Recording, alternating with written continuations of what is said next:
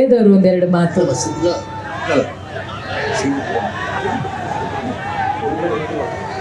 ಯಾರಲ್ಲ ಇವರು ಇಷ್ಟೊಂದು ದಿನ ಸೇರವ್ರೆ?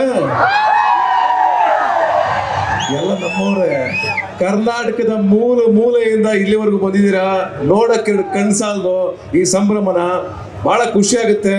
ಮೊದಲನೇದಾಗಿ ಒಂದು ಮಾತು ಹೇಳಬೇಕು. ನಿಂತ ನೋಡು ಯಜಮಾನ ಅನ್ನೋ ಮಾತಿಗೆ ಅರ್ಥಪೂರ್ಣವಾಗಿ ಅವ್ರು ನೋಡಿ ಅಲ್ಲಿ ಕೂತಿಲ್ಲ, ಇಲ್ಲಿ ನಮ್ಮೆಲ್ಲರ ಜೊತೆ ನಿಂತಿದ್ದಾರೆ. ಒಬ್ಬ ವ್ಯಕ್ತಿ ಇಷ್ಟು ದೊಡ್ಡ ಸೂಪರ್ ಸ್ಟಾರ್ ಆದರೂ ಕೂಡ ಸೈಡ್ ವಿಂಗ್ ಅಲ್ಲಿ ನಿಂತ್ಕೊಳ್ಳಲ್ಲ ಯಾರನ್ನು. ಅವರ 25ನೇ ವರ್ಷದ ಕಾರ್ಯಕ್ರಮದಲ್ಲಿ ಮುಂದ್ಗಡೆ ಚೇರ್ ಹಾಕೊಂಡು ಕೂತ್ಕೋತಾ ಇದ್ರು. ಬಟ್ ಅವ್ರು ನಮ್ಮ ಜೊತೆ ನಿಂತಿದ್ದಾರೆ. ನಮ್ಮ ಜೊತೆ ಅಲ್ಲ, ನಿಮ್ಮೆಲ್ಲರ ಜೊತೆ ಅವ್ರು ನಿಂತಿದ್ದಾರೆ. ನಮ್ಮೆಲ್ಲರ ಜೊತೆ ಅವ್ರು ನಿಂತಿದ್ದಾರೆ. ಒಂದು ಮಾತು ಹೇಳಕ್ಕೆ ಇಷ್ಟಪಡ್ತೀನಿ. ಕಾಟೇರ ಸಿನಿಮಾದಲ್ಲಿ ನೀವು ನೋಡಿದಿರಿ ಎಲ್ಲರೂ. ಹೊಲೆ ಮಾರಿ ಹೊತ್ಕೊಂಡು ಬರ್ತಾರೆ ಗೊತ್ತಾ? ಹೊಲೆ ಮಾರಿ ಹೊತ್ಕೊಂಡ್ಬಂದು ಕಡೆಗೆ ರೀಚ್ ಮಾಡ್ತಾರೆ ಗೊತ್ತಾ? ನೆಲ ತಟ್ತಾರೆ ಗೊತ್ತಾ? ಹಂಗೆ 25 ವರ್ಷ ಹೊತ್ಕೊಂಡು ಬಂದು ಗುರಿನ ರೀಚ್ ಮಾಡಿದ್ದಾರೆ. ಈ ಬೆಳ್ಳಿ ಪರ್ವಕ್ಕೆ ಸಾಕ್ಷಿಯಾಗಿದ್ದಾರೆ. ದೊಡ್ಡ ಮನಸ್ಸಿರುವಂತ ವ್ಯಕ್ತಿ.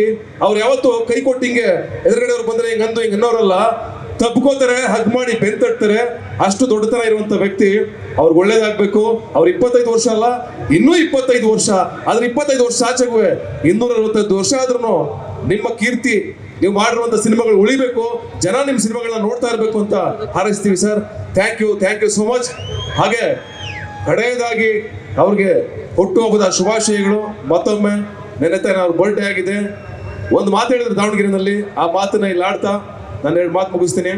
ಯಾವುದೇ ಜಾತಿ ಆಗಿರ್ಲಿ, ಯಾವುದೇ ಕುಲ ಆಗಿರ್ಲಿ, ಯಾವನೇ ಆಗಿರ್ಲಿ, ಬಡವ ಆಗಿರ್ಲಿ, ಶ್ರೀಮಂತ ಆಗಿರ್ಲಿ, ಎಲ್ಲ ನನ್ನವರೇ, ಎಲ್ಲ ನನ್ನ ಅಭಿಮಾನಿಗಳೇ. ಅವ್ರಿಗೋಸ್ಕರ ಸಿನಿಮಾ ಮಾಡ್ತೀನಿ ಸಾಯವರೆಗೂ ಅಂತ. ಆ ಮಾತು ಯಾವತ್ತು ನಿಜ ಸರ್. ಒಳ್ಳೇದಾಗ್ಲಿ. All the best. Thank you. Vinod sir, ನೀವು ಒಂದೆರಡು ಮಾತು.